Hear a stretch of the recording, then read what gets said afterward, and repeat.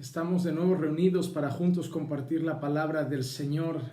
En este día precioso que nos regala nuestro Señor, estamos contentos de poder compartir la palabra con ustedes. Esta semana estamos en una semana con un horario distinto en nuestra iglesia local. Estamos realizando una semana de oración. Las reuniones de la tarde no las estamos realizando, nuestro estudio bíblico de los martes y nuestra oración de los jueves no lo estamos realizando porque estamos yendo todas las mañanas de 6 a 7 de la mañana a orar juntos. Y gracias a Dios, un gran número de hermanos se están sumando a ese deseo de volver a acercarnos a esa comunión en la oración entre nosotros con el Señor y poder así tratar con nuestros corazones, avivar la fe que hay en nosotros y poder buscar con más intensidad al Señor todos los días. Pero aprovechando que estamos haciendo esas mañanas de oración, en mi corazón no quería tampoco que las personas de la iglesia que están acostumbradas también a estar los martes en el estudio bíblico no tuvieran esa palabra de los martes donde reflexionamos en las Escrituras. Así que he decidido aquí en casa mismo poder grabar este mensaje y poder dar este estudio a través de las redes para ponerlo a disposición de ustedes y que hoy también puedan estar compartiendo la palabra con nosotros. Había dicho desde hace tiempo que en esta serie de escatología, además de los temas que ya hemos ido tratando y que alguno nos queda por tratar, estaría también hablando un poco sobre el libro de Apocalipsis, reconociendo que puede ser uno de los libros que más me cuesta en cuanto a su interpretación. No me las daré de erudito, del que todo lo sabe y de que soy un profesional en estos campos. En los años de ministerio que llevo, estudio profundamente las Escrituras y reconozco que a lo largo de los años cada uno pues empieza a estudiar o es más afín con algunos libros y dedica más horas de estudio a algunos libros y conforme los va aprendiendo y asimilando pues va haciendo lo mismo con otros temas, ya sea las cartas paulinas o los libros históricos del Antiguo Testamento o los libros proféticos o los salmos. Todos son edificantes, pero el libro de Apocalipsis es un libro que ha requerido más estudio y es un libro que se ha hecho complejo a la hora de su interpretación, sobre todo porque a lo largo de la historia hay textos que han sido interpretados de diferentes maneras, porque hasta el día de hoy hay diferentes posturas escatológicas y eso provoca que nuestra manera de leer Apocalipsis sea distinta. Así que si yo no presento una parte o una forma de entender Apocalipsis igual a la de ustedes, yo pido dos cosas. En primer lugar, que abramos nuestra mente, porque es posible que lo que hemos heredado de la tradición de la iglesia en la que estamos no sea correcto. Yo no entiendo las cosas hoy como las entendía el primer día y es posible que la palabra hoy pues abra un poquito más el entendimiento de cada uno de nosotros. En segundo lugar, también hago un llamado siempre al respeto, a saber que el cómo comprendemos la escatología no nos salva. Es importante, es palabra de Dios, pero la salvación no depende de cómo comprendemos la escatología. El otro día estaba sentado con unos amigos y les dije, mira, ¿tú crees que el arrebatamiento de la iglesia es antes de la gran tribulación? Y tú crees que el arrebatamiento de la iglesia es en el momento de la segunda venida de Cristo. Lo que sí puedo dar testimonio es que los dos sois mis hermanos, los dos sois creyentes y pase lo que pase, pasaréis la eternidad juntos. Así que podemos tener ciertas diferencias en algunos puntos que la verdad son difíciles quizá de interpretar, pero hago un llamado al amor y al respeto en cuanto a esas diferencias y que no hagamos con estas diferencias un muro donde Jesús no lo ha hecho.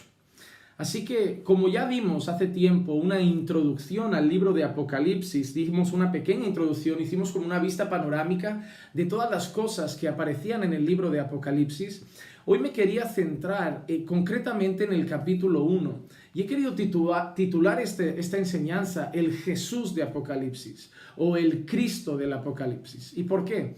Porque lo que a mí más de entrada me llama la atención del libro de Apocalipsis es cómo nos presenta a nuestro Señor Jesucristo.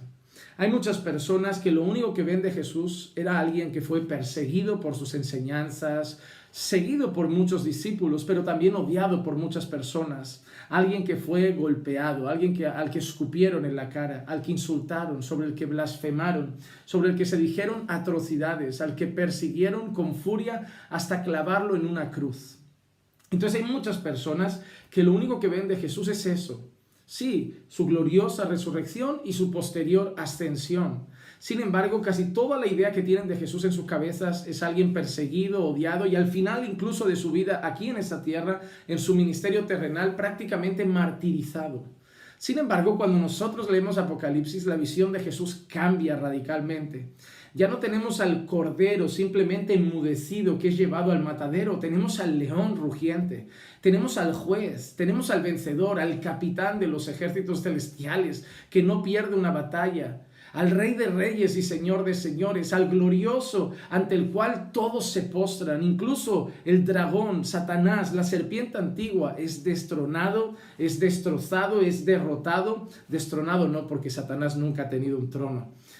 Pero es así como vemos a Jesús en Apocalipsis y es de eso de lo que quiero hablar hoy. Así que lo que vamos a hacer es leer Apocalipsis capítulo 1 poquito a poco. Vamos a ver texto a texto y vamos a ir viendo lo que podemos ver, lo que podemos contemplar, lo que podemos apreciar en relación a la persona de Jesús en el libro de Apocalipsis. Así que les pido que me acompañen en una oración breve. Entreguemos este tiempo en las manos del Señor y vamos a profundizar un poquito en las palabras de Apocalipsis capítulo 1. Padre, te damos gracias por tu amor y por tu misericordia. Gracias por permitirnos estar, Señor, compartiendo tu palabra a través de estos medios, edificándonos, creciendo en la gracia y el conocimiento de nuestro Señor. Te pido, Señor, que a través de las palabras de este libro, a través de las palabras de Apocalipsis y concretamente del capítulo 1, nuestra fe sea fortalecida, que podamos ver a un Cristo glorioso y majestuoso, al que esperamos en esta gloriosa segunda venida, Señor, al que anhelamos ver y contemplar cara a cara y con el que estaremos una eternidad. Por eso, Padre, te pedimos, Señor, que nuestros ojos sean abiertos, nuestra mente sea abierta, nuestro corazón sea abierto a tu palabra y nos edifiques en este tiempo. Y te pedimos, Señor, todo esto en el nombre de Jesús. Amén, amén y amén. Vamos entonces, hermanos, a Apocalipsis capítulo 1. Apocalipsis capítulo 1 y dice así la palabra del Señor. He hecho diferentes divisiones en el texto, así que las vamos a hacer juntos también. Empezamos por la introducción, ¿ok? Vamos a ver versículos 1 al 3. Dice así: la revelación de Jesucristo que Dios le dio para mostrar a sus siervos las cosas que deben suceder pronto. Y la dio a conocer enviándola por medio de su ángel a su siervo Juan, el cual dio testimonio de la palabra de Dios y del testimonio de Jesucristo y de todo lo que vio.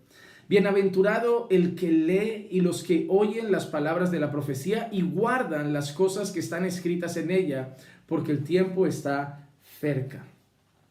Vamos a desglosar solo esta introducción de manera rápida. En primer lugar, la revelación de Jesucristo. Apocalipsis es un libro que en su traducción original, el nombre Apocalipsis, o como las Biblias, por ejemplo, inglesas tienen, ¿no? La King James, creo que es la que tengo yo aquí, traduce como revelation, ¿no? Revelación. Lo que realmente significa la palabra Apocalipsis es como quitar el velo, descubrir algo, sacar algo a la luz que estaba cubierto y tapado. Por eso el concepto de revelación. ¿Y de quién vienen las palabras de Apocalipsis? ¿De quién viene esta revelación? ¿De quién viene esta visión que ve Juan en Patmos? Esto viene de Jesucristo. No son palabras de hombres, no son palabras de otros apóstoles que le dijeron a Juan, no son palabras de otros maestros judíos, son palabras de Jesucristo. Es la revelación de Jesucristo. ¿Y a quién va dirigida? ¿A quién va dirigida? Dice que Dios la dio para mostrar a sus siervos las cosas que deben suceder pronto. El objetivo principal de Apocalipsis no son los incrédulos. El destino principal de las palabras de la revelación de Apocalipsis no son los inconversos. El destino principal de las palabras de Apocalipsis son los creyentes para mostrar a sus siervos.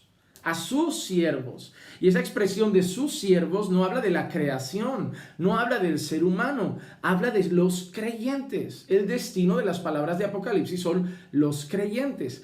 Por eso me gustaría recordar a las personas que cuando ustedes toman las cartas a las 7 iglesias y toman ese fragmento que dice, estoy a la puerta y llamo, si alguno oye y abre, entraré y cenaré con él y él conmigo. Cuando ustedes usan ese texto para un incrédulo, sabiendo que ese texto es para sus siervos, para creyentes, y en ese texto es evidente porque está hablando carta a las 7 iglesias, a creyentes, sí, con deficiencias, sí, iglesias con fallos, con errores, con cosas que deben ser corregidas, con palabras de aliento, pero también palabras de corrección. Y a una de esas iglesias el Señor les dice, me habéis dejado a la puerta, me habéis dejado fuera, mi enseñanza, mi doctrina, todas las palabras que he traído las estáis dejando ahí, dejadme volver a entrar. Poned otra vez dentro mis principios, mis fundamentos, el evangelio. Eso es lo que está enseñando. Pero muchos tuercen esa palabra y la usan a un inconverso, como que Dios está picando a la puerta del corazón del no creyente. Eso es sacar un texto de contexto. Las palabras de Apocalipsis van principalmente dirigidas a los siervos del Señor, a los creyentes. ¿Y qué quiere mostrar? Primero, revelación de Jesucristo para sus siervos. ¿Y qué quiere hacer? Mostrarles las cosas que van a suceder pronto.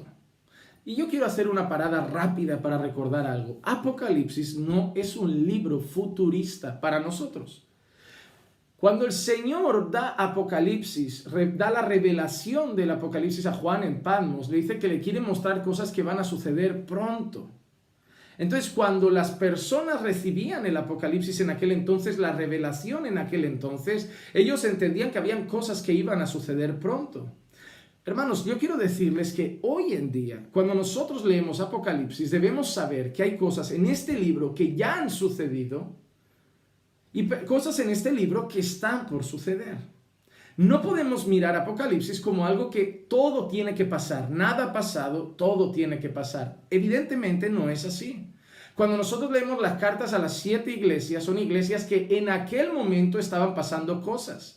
Incluso algunas de esas iglesias, el Señor les dice, porque echarán a algunos de vosotros en las prisiones. Está hablando con las iglesias, con lo que van a pasar sus siervos pronto, situaciones que van a vivir pronto. La iglesia de Esmirna, la iglesia de Tiatira, la iglesia de Éfeso, la iglesia de Laodicea, entre otras. Entonces, no todo lo que está en el libro de Apocalipsis para nosotros es futuro. Muchas cosas son pasadas y otras cosas obviamente están por suceder. Cuando nosotros leemos Apocalipsis, no podemos leer como Apocalipsis como si fuera un libro que se ha revelado hoy para nosotros, para nuestro futuro, sino que es un libro que se reveló hace como 2000 años para los siervos del Señor, para los que entonces iban a empezar a vivir cosas que estaban escritas en ese libro, y otras cosas no las llegarían a vivir y nosotros quizás sí las viviremos.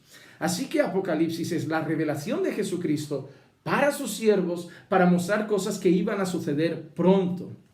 Dice, y la dio a conocer por medio de su ángel a su siervo Juan.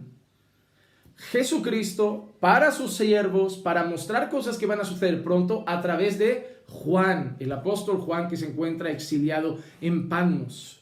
El Señor habla a través de su siervo para su iglesia.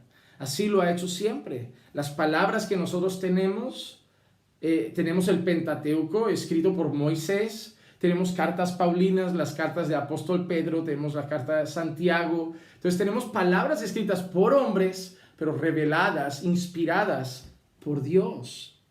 Dice, el cual dio testimonio de la palabra de Dios y del testimonio de Jesucristo y de todo lo que vio. Juan no habla de algo que le han contado. Juan habla de algo que ha recibido directamente de Jesucristo y que ha visto, que el Señor le ha permitido contemplar. Y dice, bienaventurado el que lee y los que oyen las palabras de la profecía y las guardan. Y guardan las cosas que están escritas en ella, porque el tiempo está cerca. Entonces, no solo bienaventurado el que oye esas palabras, ni bienaventurado solo el que las lee, sino el que las oye, el que las lee, pero sobre todo el que las guarda, el que las guarda. Y recordamos, la palabra bienaventurado es una palabra que significa dichoso hasta lo sumo, feliz, feliz, feliz. Aquel que lee las palabras de Apocalipsis y las guarda, es bienaventurado, es dichoso. Así que Apocalipsis, hermanos, y espero que lo sepan, no es un libro para que el creyente tenga miedo. No es un libro de amenazas para el cristiano. Mira lo que viene, ten miedo, asústate, ten pavor, ten temor. No es un libro que trae dicha, porque es un libro que cuenta la historia de un rey vencedor, no de un pueblo de sus siervos castigados y derrotados. No, habla de los siervos que pasarán aflicción, pero saldrán victoriosos. Habla de nuestro rey vencedor que volverá y vencerá la batalla, tal y como ha prometido. Entonces es un libro, revelación de Jesucristo a través de Juan para sus siervos, para mostrarles las cosas que han de venir pronto, porque el tiempo está cerca y es bienaventurado el que las lee, las oye y las guarda. Vamos a seguir ahora. Saludo y adoración. Versículos 4 al 6. Vamos a ver un saludo y adoración que vemos en esta escena. Ahora ya entra Juan. Versículo 4. Juan a las 7 iglesias que están en Asia.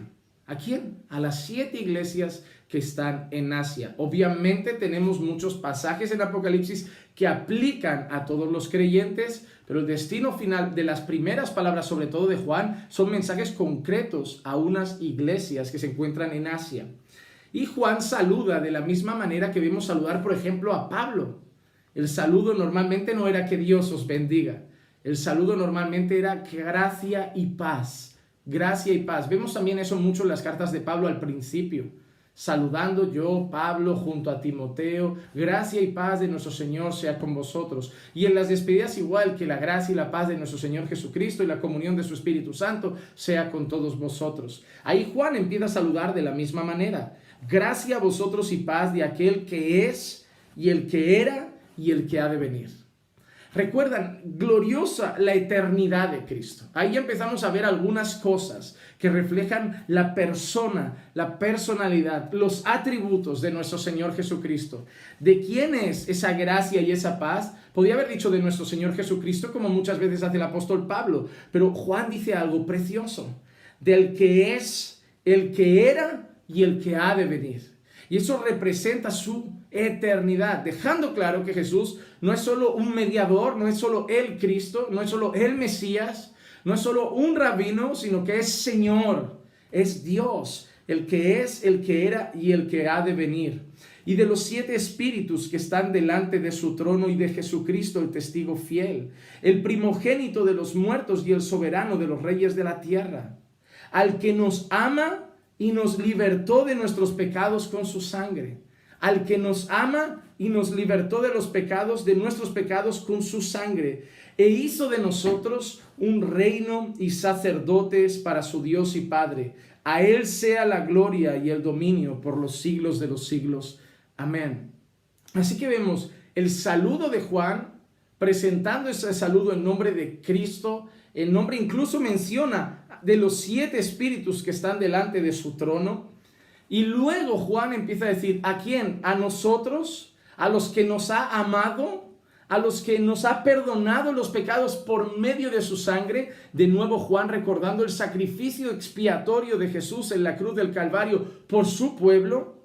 Y luego nos recuerda lo que ha hecho al habernos perdonado de nuestros pecados por su sangre y al habernos amado, automáticamente hizo de nosotros un reino de sacerdotes, reyes y sacerdotes, un reino y sacerdotes para Dios. Y luego culmina con esa palabra maravillosa, a él sea la gloria y el dominio por los siglos de los siglos, por los siglos de los siglos. Quiero leer rápidamente Éxodo 3, 14 y 15. Dice, y dijo Dios a Moisés, yo soy el que soy. Y añadió, así dirás a los hijos de Israel, yo soy, me ha enviado a vosotros. Dijo además a Dios a Moisés, así dirás a los hijos de Israel, el Señor, el Dios de vuestros padres, el Dios de Abraham, el Dios de Isaac y el Dios de Jacob, me ha enviado a vosotros. Este es mi nombre para siempre, y con él se hará memoria de mí de generación en generación. Es curioso cómo Dios se presenta a Moisés, cómo quiere que Moisés presente al Dios que lo envía hacia el pueblo. Yo soy. Yo soy, es como decir, Él es, yo soy, yo no existo, yo soy, yo soy. Eso muestra origen, muestra creación en Él, No que Él es creado, sino que toda la creación parte de Él. Todo viene a existencia porque Él es. Él no existe. Realmente la frase a veces que decimos Dios existe no es del todo correcta. Dios no existe, Dios es. Y Él ha hecho que todo venga a existencia, porque la expresión yo soy demuestra eternidad, el principio de todas las cosas. A mí nadie me ha puesto aquí. A mí nadie me ha traído aquí, a mí nadie me ha hecho, a mí nadie me ha fabricado, a mí nadie me ha formado, me ha traído a existencia. Yo soy, antes de mí no había nada. Y lo que hay después de mí, yo lo he hecho, yo lo he creado por mi poder. Entonces así se presenta Dios a Moisés y quiere que así se presente al pueblo. Yo soy, me ha enviado. El Dios de vuestros padres Abraham, Isaac y Jacob, yo soy, ese es mi nombre. Y es curioso la expresión que hemos leído en Apocalipsis. El que es, el que era y el que ha de venir. Esa expresión, el que es. Hermano, recuerda siempre, Dios no existe, Dios es. Dios es. Él ha traído nuestra vida a existencia. Yo existo, tú existes, mi cámara existe, mi casa existe, ha sido creada, ha sido formada, ha sido construida. Pero Dios no, Dios es el principio de todas las cosas, el origen, la fuente de todas las cosas. En Éxodo 19:6 encontramos unas palabras que también hemos visto en el libro de Apocalipsis, en ese versículo. Y vosotros seréis para mí un reino de sacerdotes y una nación santa. Estas son las palabras que dirás a los hijos de Israel. Y vosotros seréis para mí un reino de sacerdotes y una nación santa. ¿Qué hemos leído antes en Apocalipsis? El que nos amó y perdonó nuestros pecados con su sangre y nos ha hecho un reino y sacerdotes. En Éxodo dice, y seréis para mí un reino de sacerdotes y una nación santa. Pero eso no se queda solo en Apocalipsis, y en Éxodo, en el Nuevo Testamento, volvemos a encontrar palabras como pueblo adquirido por Dios, nación santa, real sacerdocio. El Señor nos ha dado esa nueva realidad para nuestra vida. Somos un reino de sacerdotes, que tenemos la posibilidad de mediar en este mundo a través de la predicación del Evangelio, que podemos llevar a este mundo la palabra de Dios y gritamos a este mundo reconciliados con Dios, con ese ministerio de la reconciliación, sabiendo que solo hay un mediador entre Dios y los hombres, pero nosotros somos un canal a través del cual Dios salva pecadores, llevándoles su palabra a través de la predicación del Evangelio. Ahora somos aquellos que proclaman su ley. Somos aquellos que proclaman sus mandamientos. Somos aquellos que dan a conocer sus atributos. Nos ha hecho un reino de sacerdotes y reinaremos con Él por toda la eternidad. Pero al final del texto que hemos leído en Apocalipsis dice, a Él sea la gloria y el dominio por los siglos de los siglos. Y eso es algo que volvemos a ver. Hemos visto ya un Dios eterno, un Jesús eterno, un Jesús que nos ama, un Jesús que ha perdonado nuestros pecados y un Jesús que nos ha hecho un reino y sacerdotes. ¿Ves la imagen ya de Jesús que vamos teniendo?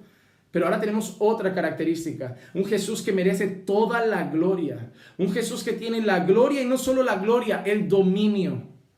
El dominio. ¿Recuerdan las palabras de Jesús cuando entrega la gran comisión a sus discípulos? Toda potestad me es dada en el cielo y en la tierra. Esas palabras que representan toda autoridad me es dada. Yo tengo todo el dominio en el cielo y en la tierra. Y aquí Juan lo dice, a Él sea la gloria y el dominio por los siglos de los siglos. Ahora vemos a un Jesús que nos ama, a un Jesús que nos ha perdonado, a un Jesús que nos ha hecho un reino y sacerdotes, a un Jesús que es eterno, es Dios, y ahora nos enseña a un Jesús que es digno de ser glorificado, un Jesús que merece toda la gloria. Y eso es algo importante, hermanos, a lo largo de la Escritura y sobre todo el libro de Apocalipsis, cero gloria para la creación, toda la gloria para el Creador. Cero gloria para la creación, toda la gloria para el Creador.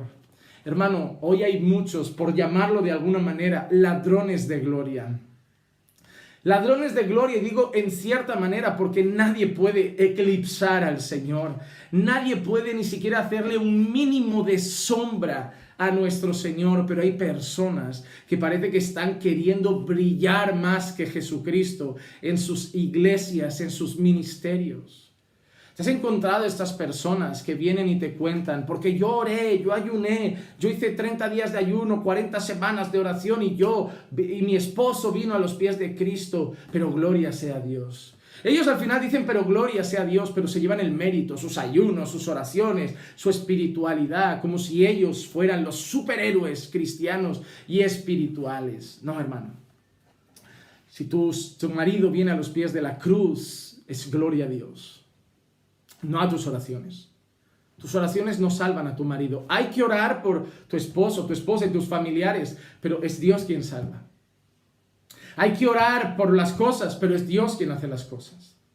Si tú piensas que la gente se salva por nuestras oraciones, sería muy sencillo. Hoy me doblaría aquí, oraría por mi familia y por mis seres queridos, sabiendo que eso garantiza su salvación. Pero yo clamo, yo ruego al único que puede salvar, al único que puede tocar sus corazones y al único que por lo tanto merece toda la gloria y el honor.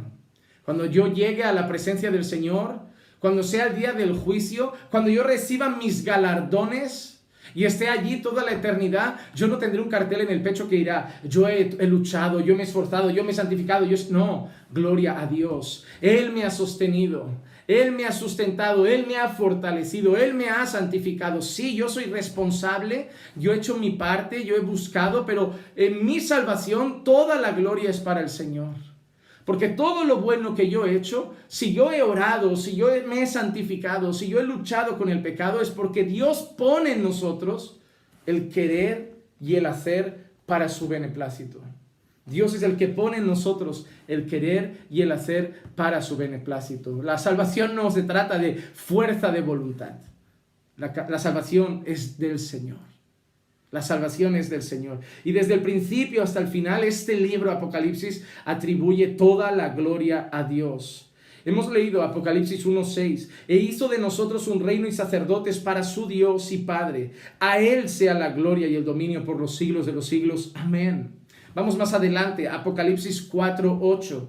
Y los 4 seres vivientes, cada uno de ellos con 6 alas, estaban llenos de ojos alrededor y por dentro. Y día y noche no cesaban de decir, Santo, Santo, Santo es el Señor Dios, el Todopoderoso, el que era, el que es y el que ha de venir. De nuevo esa expresión y esa adoración al que es Santo, Santo, Santo.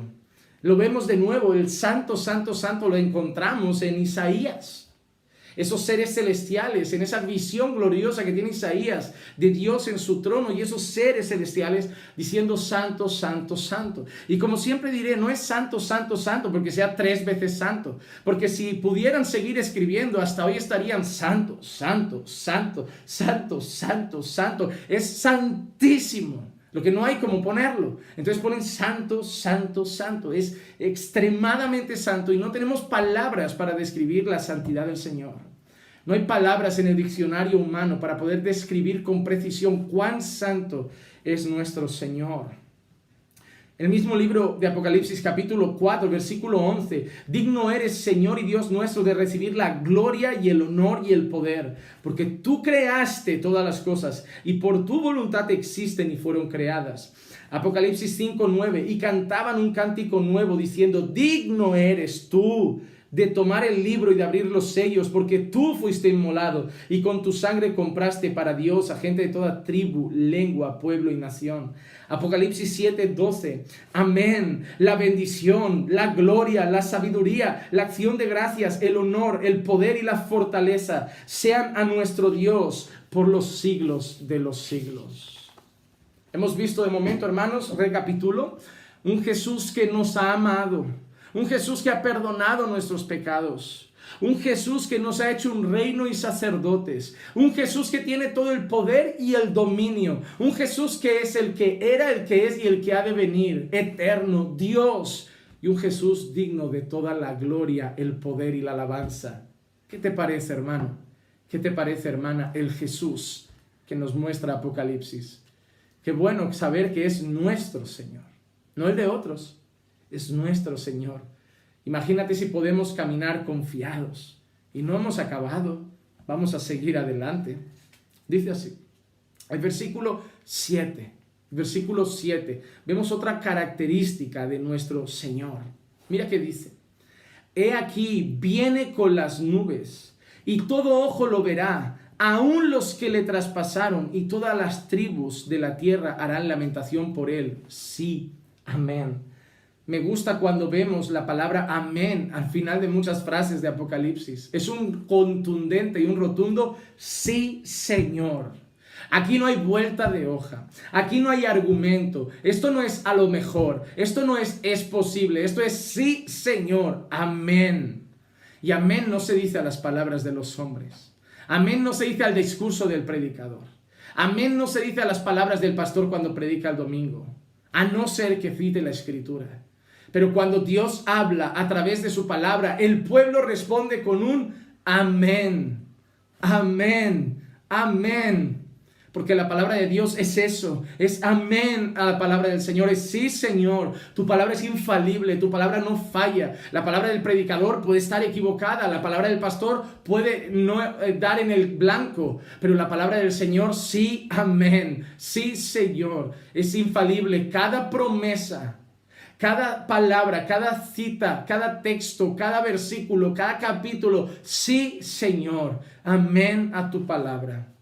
Y ahora nos dice que este Jesús que está describiendo no solo nos ha amado, no solo nos ha perdonado por su sangre, no solo nos ha hecho un reino y sacerdotes, no solo tiene toda la autoridad y el dominio, no solo es eterno, no solo es Dios, no solo merece la gloria, sino que va a volver, va a volver. Va a volver, hermanos, viene con las nubes y todo ojo lo verá. Cuando Apocalipsis empieza a hablar del regreso del Señor, evidentemente está hablando de la segunda venida de Jesucristo. La expresión viene con las nubes va unida a la siguiente expresión, todo ojo lo verá. Y hermanos, el otro día me sentaba con un amigo que ahí sí que patinaba rotundamente. Él decía, la frase primera, viene con las nubes, se refiere a cuando venga en el arrebatamiento pretribulacional. Y la expresión, todo ojo lo verá, se refiere a la segunda venida de Cristo, que ya será visible. Pero eso no tiene sentido porque es una frase unida, es un mismo sentido y contexto. Es, viene con las nubes y cuando venga con las nubes, todo ojo lo verá. Entonces está hablando de un mismo evento. ¿Y qué evento es en el que el Señor viene con las nubes y toda la tierra lo va a contemplar? La segunda venida de Cristo. La segunda venida de Cristo. Dice, aún los que le traspasaron y todas las tribus de la tierra harán lamentación por él. Sí, amén. Cuando la leemos, viene con las nubes, es una expresión que bíblicamente se refiere a viene de una forma gloriosa, viene de una forma majestuosa, completamente llamativa, completamente, casi diría extravagante, visible a los ojos de todos, gloriosos, que toda la tierra lo va a contemplar y se va a quedar anodadado en el momento que Él venga. Daniel capítulo 7, versículo 13. Y aprovecho para decir que una de las cosas que estoy preparando también para traer aquí a la iglesia y también al canal, a las redes, es las 70 semanas de Daniel. También cosas que son difíciles de interpretar y que a lo largo de la historia se han interpretado de formas distintas. Y me encantaría compartir también con ustedes la manera como consigo comprender y entender esas profecías. Pero vamos ahora a este versículo, Daniel 7:13. Seguí mirando en las visiones nocturnas y aquí con las nubes del cielo venía uno como hijo de hombre que se dirigió al anciano de días y fue presentado ante él. De nuevo, la visión de Daniel también tiene una contemplación de Jesús viniendo en las nubes. Marcos 14:62. Jesús dijo, yo soy. ¿Qué dijo Jesús? Yo soy, no yo existo, a mí me ha hecho Dios, a mí me ha fabricado Dios, a mí me ha creado el Padre, yo soy. Y veréis al Hijo del Hombre sentado a la diestra del poder y viniendo con las nubes en el cielo. Casi siempre que hablaban los apóstoles, los discípulos de Jesús y el propio Señor Jesucristo se refería a una venida visible con las nubes en el cielo. Apocalipsis 14:14. Y miré y aquí una nube blanca, y sentado en la nube estaba uno semejante a hijo de hombre, que tenía en la cabeza una corona de oro y en la mano una hoz afilada. La expresión viene en las nubes, sentado en las nubes, subido en las nubes, montado en las nubes. Es una expresión de un Cristo que va a volver de manera gloriosa, gloriosa. Y hay algo que me gusta, me resulta curioso. Al final del versículo 7 que hemos leído dice, aún los que le traspasaron y todas las tribus de la tierra harán lamentación por él. Hermanos, cuando leemos Apocalipsis, para nosotros los creyentes es un día de fiesta, de regocijo, de alegría. Porque nosotros estamos viendo a nuestro Rey triunfante, que nos ha amado, que nos ha perdonado, que nos ha hecho reyes, sacerdotes, que tiene toda la autoridad, el poder y el dominio, que es eterno, volviendo de forma gloriosa, vencedora, portentosa. Pero hay otros que harán lamentación. Para nosotros será el mejor día. Como creo que esto lo citó Paul Washer en una de las predicaciones que vi un día. Dijo que la segunda venida de Cristo será el mejor día para unos y el día más terrible para otros. Y es cierto. Aquellos que no están en Cristo, el día del regreso de nuestro Señor va a ser un día tremendamente terrible. Harán lamentación por Él. Habrá angustia, habrá ira derramada sobre ellos y un juicio terrible. Sofonías 1:15. Día de ira aquel día. Día de ira aquel día. Día de congoja. Día de angustia. Día de destrucción. Día de desolación. Día de tinieblas. Día de lobreguez. Día nublado y día de densa oscuridad. Creo firmemente que hace expresión al día final.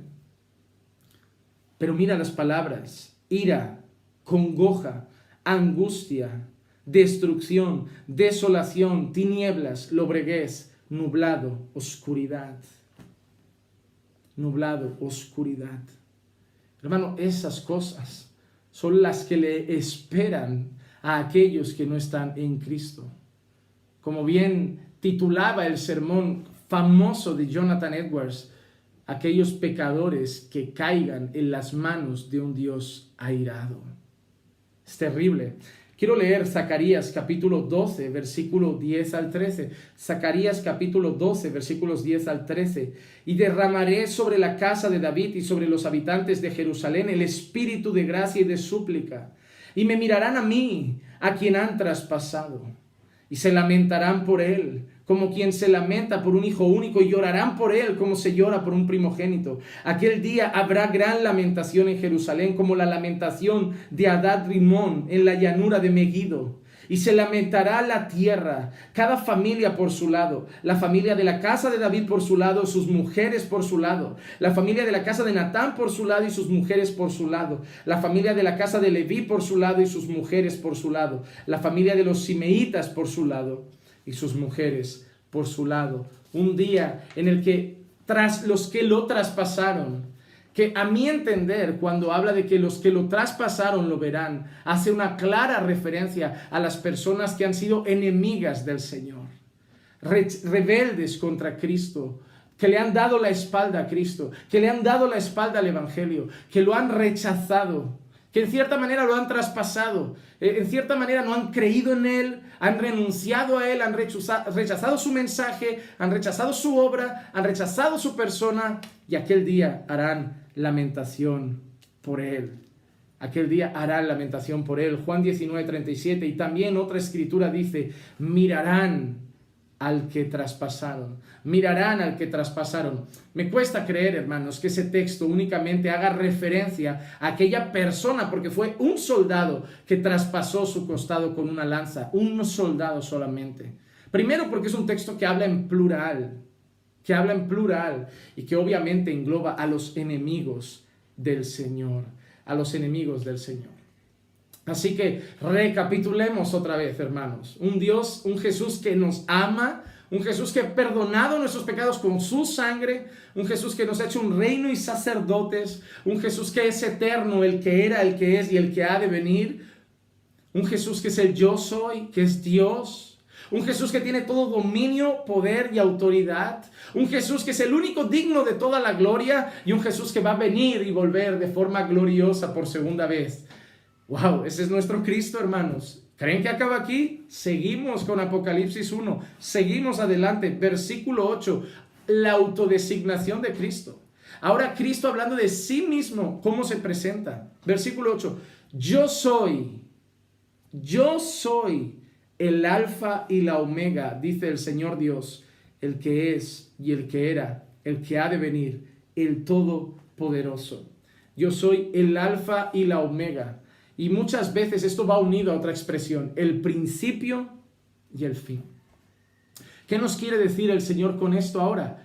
De nuevo, su eternidad y su deidad.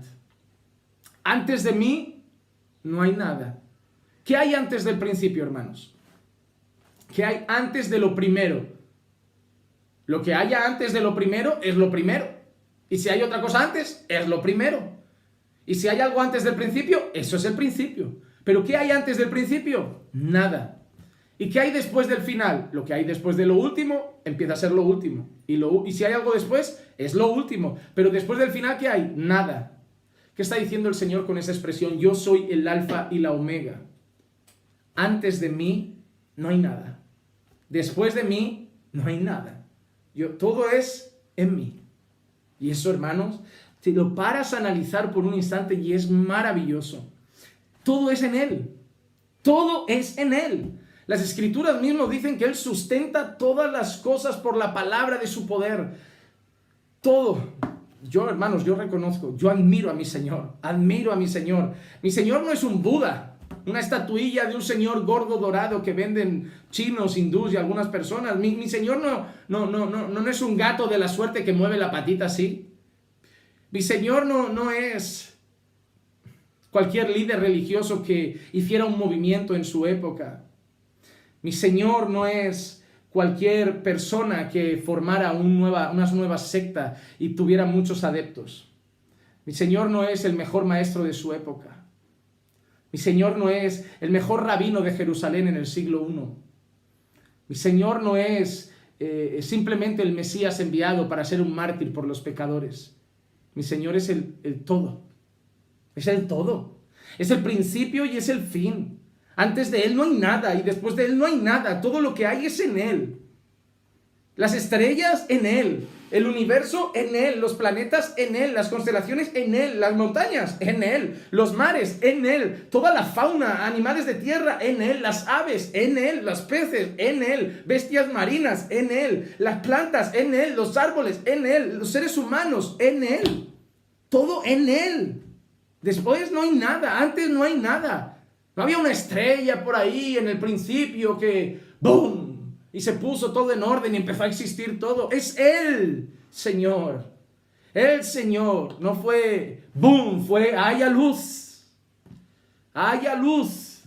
Fue el Señor. Es el principio y el fin. Antes de Él no hay nada. Después de Él no hay nada. Y eso no es algo que simplemente aparece una vez.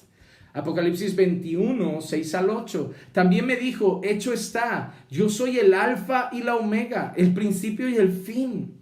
Al que tiene sed, yo le daré gratuitamente de la fuente del agua de la vida. Al vencedor heredará estas cosas. Y yo seré su Dios y él será mi hijo. Pero los cobardes, incrédulos, abominables, asesinos, inmorales, hechiceros, idólatras y todos los mentirosos tendrán su herencia en el lago que arde con fuego y azufre, que es la muerte segunda. Apocalipsis 22, 13. Yo soy el alfa y la omega, el primero y el último, el principio y el fin. Hermanos, ese es nuestro Cristo. El que nos amó, el que nos perdonó de nuestros pecados por su sangre, nos ha hecho reino y sacerdote. El que tiene el dominio, el poder, la autoridad en los cielos, en la tierra y debajo de la tierra. Toda potestad la tiene Él. El que era, el que es y el que ha de venir. El principio y el fin, el alfa y la omega, el primero y el último, el glorioso, portentoso, majestuoso, que va a volver, que gobierna sobre todo. Ese es nuestro Cristo. Ese es nuestro Señor. da fuerzas, ¿verdad? Da esperanza, da aliento en los momentos malos que parece que se te viene el mundo encima. Recuerdas quién es tu Dios. Y a mí hay una frase de, creo que fue el apóstol Pedro, ahora no estoy seguro, pero creo que citaría a Pedro, que dijo, yo sé en qué Dios he creído. Yo sé en qué Dios he creído. Y es verdad, hermanos. Sabemos en qué Dios hemos creído, y saber quién es nuestro Dios y saber cómo es nuestro Dios nos hace caminar confiados, sabiendo que Él tiene todo el poder, toda la autoridad, todo el dominio. Nos hace caminar confiados. Vamos al siguiente punto de nuestro estudio. ¿Cuál es la comisión que recibe Juan? ¿Cuál es la misión que recibe Juan? Vamos a ver versículos del 9 al 11. Así concluiremos todo el capítulo 1 de Apocalipsis. Iremos hasta el final hoy. Dice así: yo, Juan, vuestro hermano y compañero en la tribulación. ¿A quién está escribiendo Juan? A los siervos. ¿Sí? Ok. ¿Desde dónde está escribiendo Juan? Desde Patmos. ¿Creen que Juan era el único exiliado por causa de la fe? ¿Creen que Juan era el único exiliado por causa de Cristo? Había mucha persecución. ¿Y a quién está escribiendo Juan? A los que van a recibir la carta en ese momento. La revelación, a los siervos del Señor, a los que llama hermanos y compañeros en la tribulación. En la tribulación. En aquel entonces ya muchos eran decapitados, quemados vivos, asesinados, exiliados.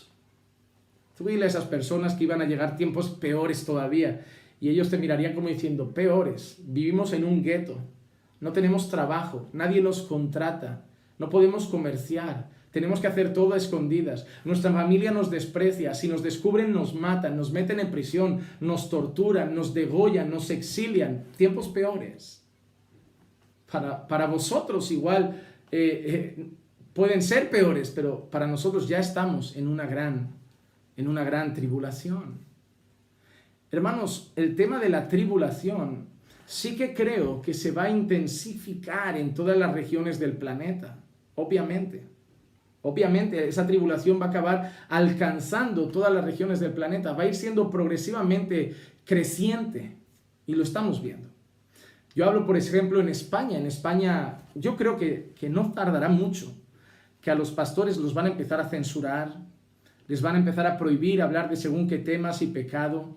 No podremos tocar según qué asuntos como sexualidad, nada que ofenda al movimiento LGTB, QI, HY, K, Z. No sé cuántas letras tienen ya, porque según, no sé si es la ONU, ¿no?, que tienen 120 identidades diferentes. Yo nací cabra, pero me siento oveja, pero quiero a los elefantes. Va más o menos así la cosa.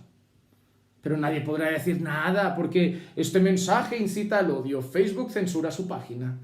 Estamos cansados de ver eso.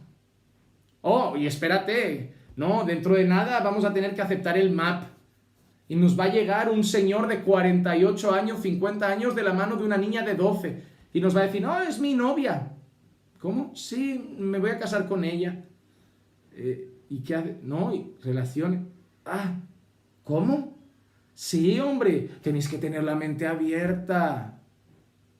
Si un hombre se puede enamorar de un hombre, una mujer de una mujer, un perro de una cabra, un delfín de un elefante, ¿por qué un adulto no de un niño y un niño no de un viejecito? Porque hay que amar.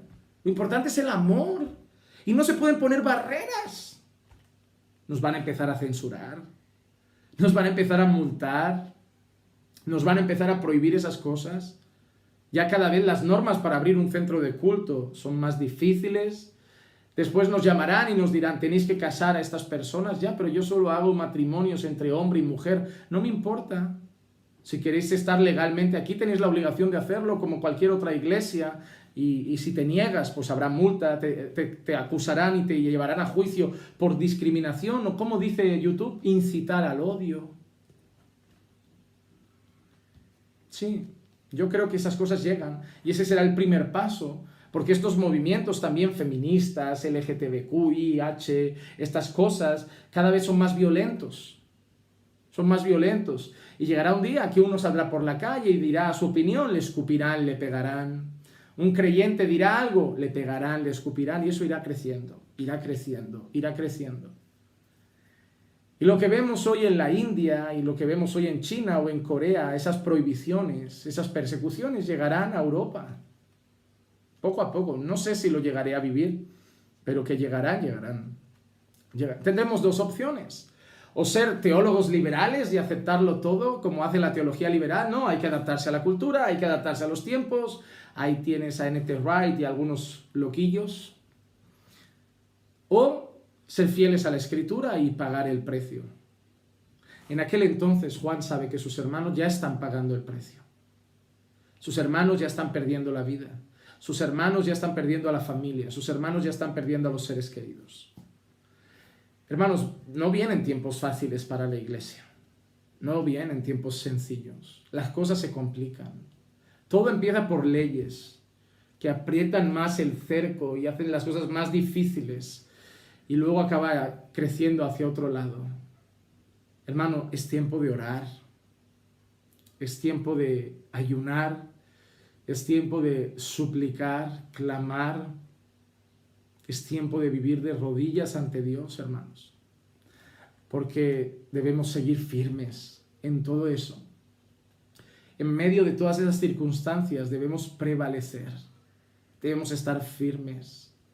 Van a tener que empezar muchos a educar a sus hijos en casa, no por elección, sino por supervivencia. Porque sus hijos en la escuela van a ser educados de una manera perversa y no van a tener otra opción que educarlos en casa. Si quieren guardar sus corazones y sus mentes de información perversa, lasciva y moral. O van a tener niños como los que hay hoy ya, de 12 años, teniendo sexo, fumando, drogándose, bebiendo alcohol, como si eso fuera la vida, siendo críos, que ni el cuerpo desarrollado tienen. Es lo que hay, hermanos, pero la cosa se va a intensificar. Pero Juan está escribiendo a sus hermanos y compañeros que están en la tribulación. En el reino y en la perseverancia en Jesús me encontraba en la isla llamada Patmos a causa de la palabra de Dios y del testimonio de Jesús. Juan dice que está en Patmos y Juan dice, yo no estoy aquí porque tenga deudas, no estoy aquí porque me haya rebelado contra el emperador, no estoy aquí porque me haya rebelado contra el imperio, no estoy aquí por mi mala conducta. Juan dice, estoy aquí exiliado en Patmos, pasando mis últimos días y muriendo solo prácticamente por causa de la palabra de Dios. Y en el versículo 10 dice, estaba yo en el Espíritu en el día del Señor. El día del Señor tiene dos connotaciones en las Escrituras. A veces se utiliza la expresión el día del Señor para referirse al día del juicio, el día final. Y por otro lado, el día del Señor en las Escrituras, sobre todo en el Nuevo Testamento, el libro de los Hechos y algunos textos más, representan el primer día de la semana. El día del Señor representa el primer día de la semana, concretamente el domingo. Entonces, aquí el apóstol Juan dice, estaba yo en el día del Señor. Si hubiera sido otro día, por ejemplo, el Sabbat, Juan se hubiera referido a él como en un día de reposo, en un día de reposo. Pero la expresión en el día del Señor hace referencia a eso. Siguiente día, el primer día de la semana. Estaba en el Espíritu en el día del Señor y oí detrás de mí una gran voz, como sonido de trompeta, que decía, escribe en un libro lo que ves y envíalo a las 7 iglesias, a Éfeso, a Esmirna, a Pérgamo, a Tiatira, a Sardis, a Filadelfia y a la Odisea. Hermanos, hay una cosa curiosa e importante. El apóstol Juan trae lo que vio. Escucha una voz como de trompeta, es una expresión a la voz de Dios, muchas veces una voz, no sé cómo suena, no me pregunten.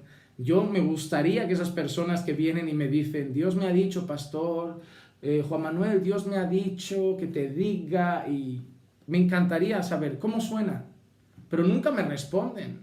No, lo ha puesto en mi corazón. Pues, ojo, que el corazón es engañoso. No vaya a ser que seas tú, tu carne, el enemigo. No me da garantía, así que lo siento mucho, pero tienes que oír. No. Yo confío en su palabra, esta sí que es infalible, esta no tiene dudas, no tiene errores. Pero aquí Juan dice que ha oído la voz del Señor como una voz de trompeta y dice que escriba lo que ve.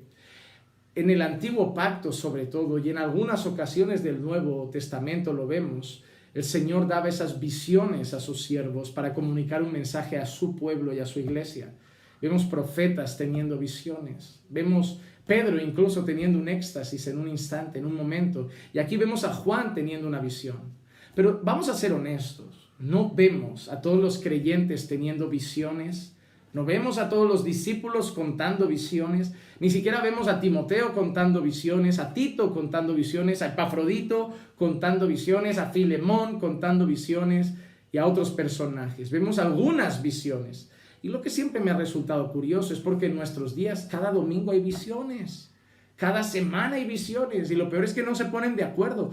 Te digo una cosa, hermano. Si tú juntas todas las visiones que se dan en todo el mundo en una sola semana, se contradicen. El Señor me ha mostrado que va a pasar eso, y otro te dice, el Señor me ha mostrado que va a pasar eso, y no se ponen de acuerdo. Si pusiéramos en una mesa todas las visiones que se dan en las diferentes iglesias, verían ustedes que se contradicen. ¿Y Dios se contradice? Obviamente no, pero tenemos que adaptar algo. Vivimos en tiempos de charlatanería, donde el Señor dice que vendrán muchos con mitos, con leyendas y con visiones, dice el Señor, fruto de su estómago y de su carne. Fruto de la carne.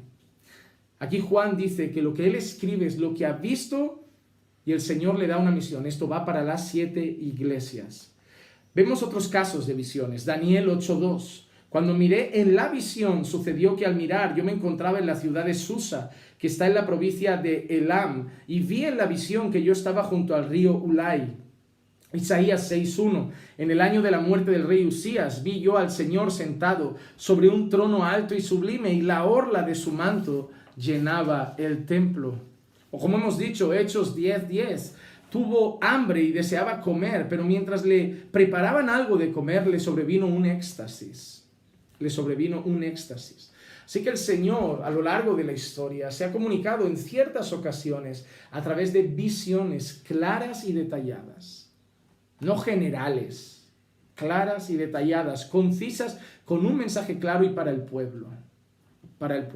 Y normalmente eran para el pueblo en general. Pocas veces las visiones verán que sean individuales. La gran mayoría eran para el pueblo del Señor en general. Y la otra cosa que hemos visto en el texto de Apocalipsis es la expresión sonido de trompeta. Y como digo, es una expresión que se usa para la manera en que Dios también se comunica, para referirse a la voz de Dios como algo imponente y portentoso. Vamos a ver otros textos que lo podemos leer. Éxodo 19:6. Y aconteció que al tercer día, cuando llegó la mañana, hubo truenos y relámpagos y una densa nube sobre el monte y un fuerte sonido de trompeta. Y tembló todo el pueblo que estaba en el campamento. Éxodo 19:19. El sonido de la trompeta aumentaba más y más. Moisés hablaba y Dios le respondía con el trueno. Esa expresión, el sonido de trompeta, muchas veces hace referencia a la voz del Señor. Tanto es así que el pueblo del Señor empezó a usar un instrumento similar a la trompeta y al sonido de la trompeta para comunicar a veces estados de alarma, llamadas de atención, cuando venían soldados o cuando querían reunir a toda la congregación y toda la asamblea del pueblo, hacían sonar eso, lo que comúnmente conocemos como shofar. Nosotros vemos, por ejemplo, Levítico 25:9. Entonces tocarás fuertemente el cuerno del carnero el 10º día del 7º mes. En el día de la expiación tocarás el cuerno por toda la tierra. Porque era la manera como el Señor llamaba la atención de su pueblo. Mira ese sonido de trompeta, es Dios llamando la atención de su pueblo, es Dios llamando la atención de Moisés. Así que se quedó así hasta el punto de que ese cuerno de carnero, conocido como hoy comúnmente como shofar, se utilizaba en diversas ocasiones. A veces, como digo, para llamados a la guerra, preparados para la batalla, aviso de llegada de enemigos o querer congregar al pueblo, o en tipo de festividades también se utilizaba muchas veces.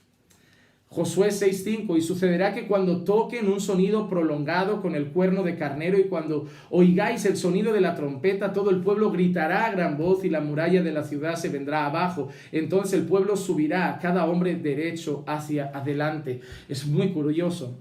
Aquí en Barcelona, una iglesia con muy mal fundamento, antibíblica, hereje, herética, perdidísima. Una iglesia de estas modernas, de estos movimientos apostólicos y raros que están en el centro de Barcelona.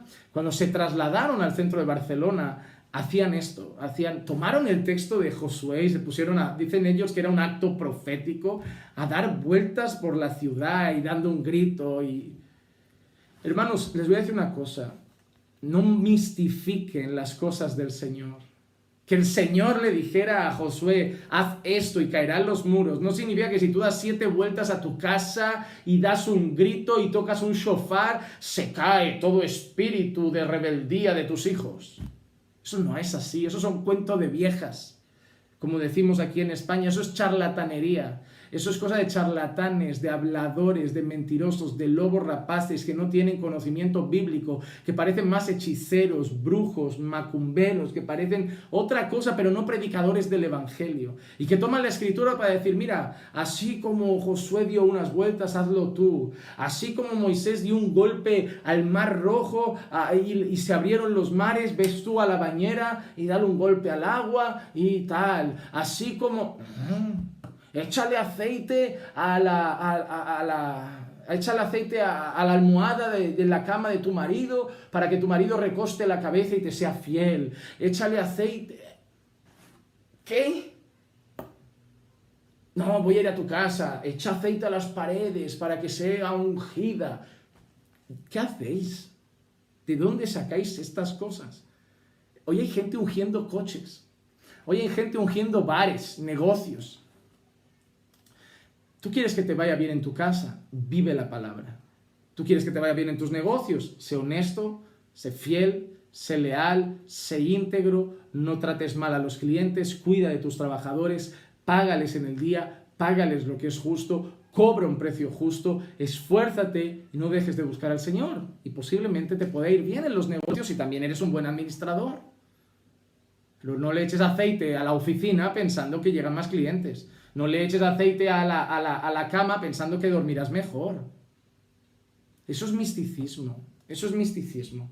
Y hoy hay gente que en las iglesias evangélicas se llevan un shofar y tocan el cuerno. No sé pensando qué va a pasar. Miren, hay gente... A mí el día que un hermano me dijo, es que el shofar es más espiritual que la guitarra. Mira, hacen ruido. Hacen ruido. ¿Saben el instrumento primordial de toda alabanza? A mí cuando alguien me pregunta, pastor, ¿cuál es el instrumento más importante? Mira, a mí el tema de los instrumentos yo lo dejo a la libertad de cada uno. Creo que los instrumentos no deben priorizarse, no deben ser la prioridad, no deben ser lo más llamativo. Cuando vas a esas iglesias que suena la batería súper escandalosa, guitarra súper escandalosa, hasta cuando hay un solo de guitarra, solo de batería, eso ya son conciertos, eso ya no es alabanza. Pero si se usan de manera moderada, prudencial, y se tiene en cuenta que el instrumento principal en la alabanza es la voz de la iglesia, no hay ningún problema en tener guitarra, en tener batería, en tener un teclado. Pero recuerden que no es para hacer un solo de guitarra, un solo de batería, un solo de teclado, para que destaque el bajista. Todo eso es para que suene el verdadero instrumento de la alabanza, la voz de los creyentes. Todo lo que gira en torno a la alabanza tiene que ser para que se alce la voz de los creyentes. ¿O tú crees que al Señor le sube el sonido de la guitarrita? Que el Señor está en una... ¡Oh, mira qué guitarra! ¡Mira qué solo! Me ha tocado un fa, un do sostenido. ¡Oh, qué maravilla de tecladista! Cuando el tecladista toca, madre mía, el cielo se para. No, lo que sube al Señor, lo que agrada al Señor es nuestro cántico. Nuestros salmos, nuestros himnos, nuestros cánticos espirituales. Eso es lo que da honra al Señor, exalta al Señor, glorifica al Señor. Lo otro, eso es para acompañar, que repito, no tiene nada de malo. A mí no me parece mal, yo no creo que tenga nada en contra del tema de los instrumentos. Como digo, usados con sobriedad y en su justa medida. He ido a iglesias, tristemente, que no escucho ni las voces del ruido que hacen los instrumentos. Pero me gusta y creo que es parte de lo que la Biblia nos enseña, que el instrumento principal es la voz de los hermanos. Y por tocar un shofar, el culto no se hace más espiritual. Porque hay gente tocando el shofar y luego predicando herejías. Hay gente con una túnica con la bandera de Israel que hasta se pone un kipá y se deja una barba así y enciende un menorá y luego cuando habla son puros judaizantes que niegan así la gracia del Señor. Entonces no importa cuántos elementos judíos pongas en una iglesia, lo importante es la verdadera y fiel predicación del Evangelio. Isaías 58:1, mira que vemos también, clama a voz en cuello, no te detengas, alta tu voz como trompeta, declara a mi pueblo su transgresión y a la casa de Jacob sus pecados. En este caso, hablando de cómo debería ser un profeta dirigiéndose al pueblo, alza tu voz como trompeta, que te escuchen, que presten atención, que cuando hables la gente se gire como, ahí va a hablar las palabras del Señor, las palabras del Señor.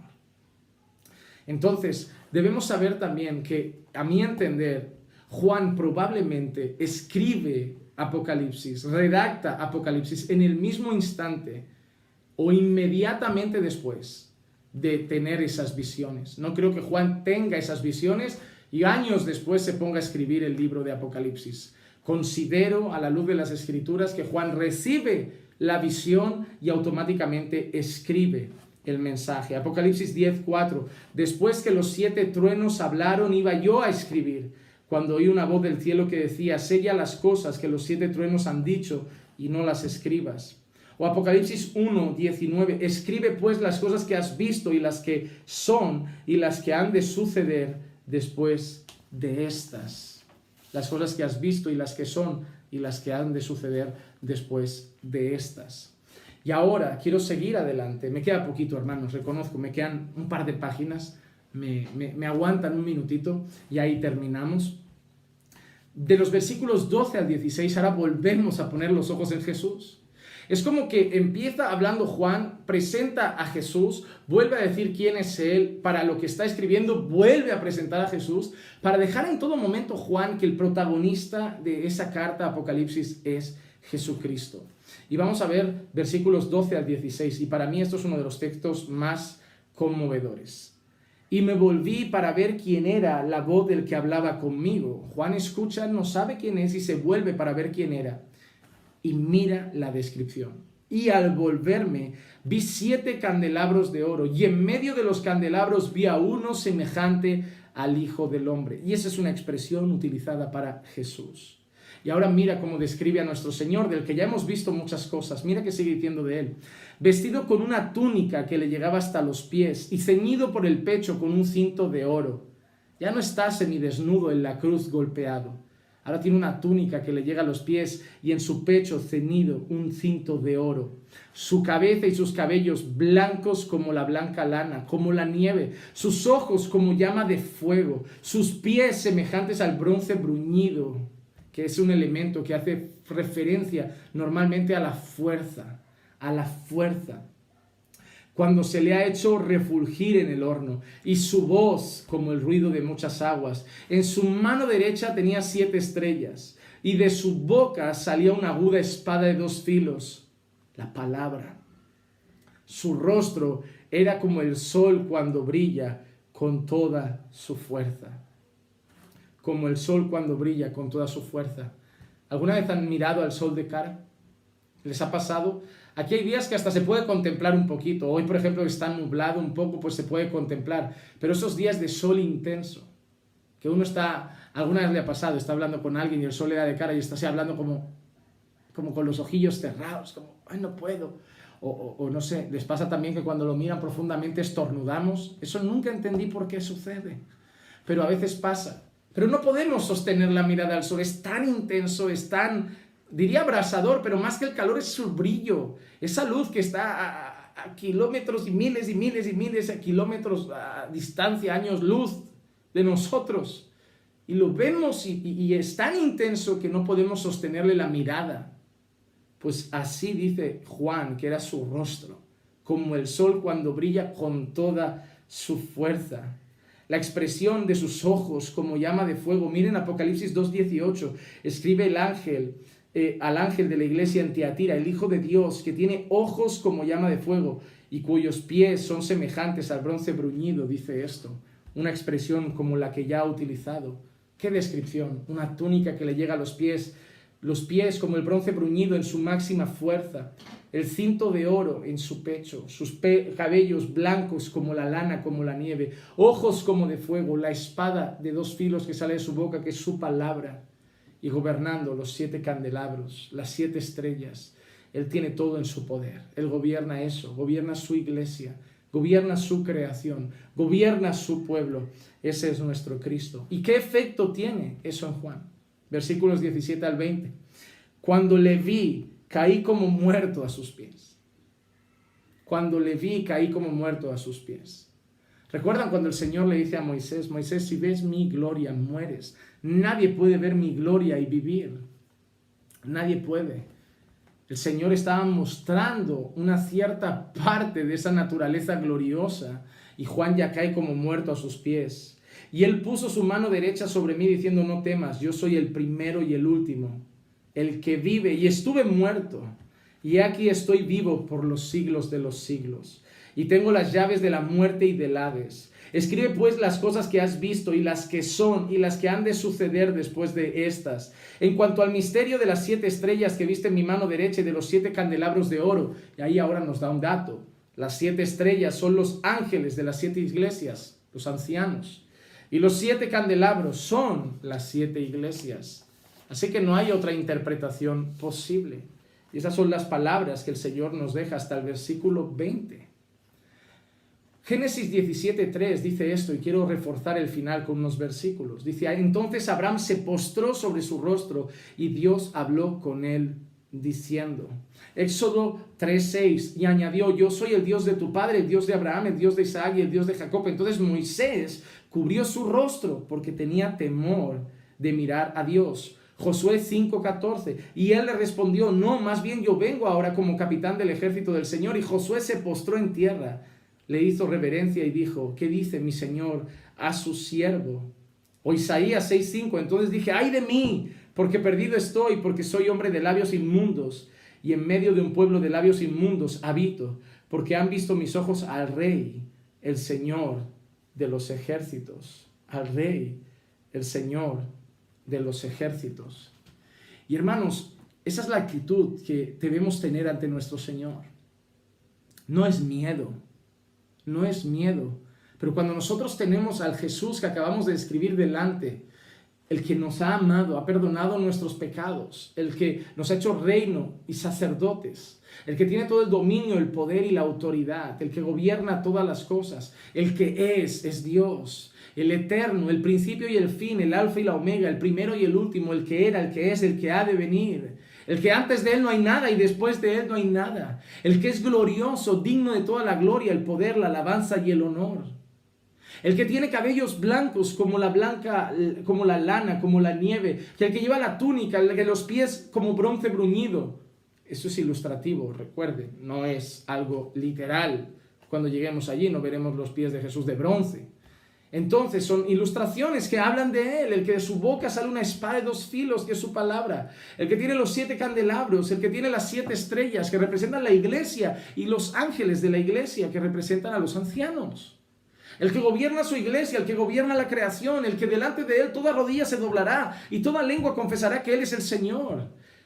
Ese es el Dios al que adoramos, ese es el Dios al que servimos, es el Dios que gobierna y es el Dios que va a volver en las nubes de forma gloriosa, visible a por su pueblo. Y aquellos que lo odian, son rebeldes contra él y contra su palabra y lo rechazan, se lamentarán y harán duelo intenso, porque será día de ira, de nubes, de tinieblas, de enojo, de castigo, de juicio para los que han sido rebeldes contra él y su palabra. ¿Y qué actitud debemos tener ante este glorioso Cristo del Apocalipsis?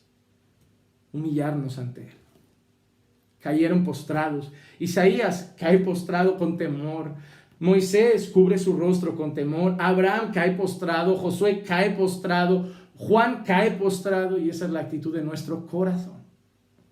Porque a veces estamos de rodillas, pero con el corazón levantado.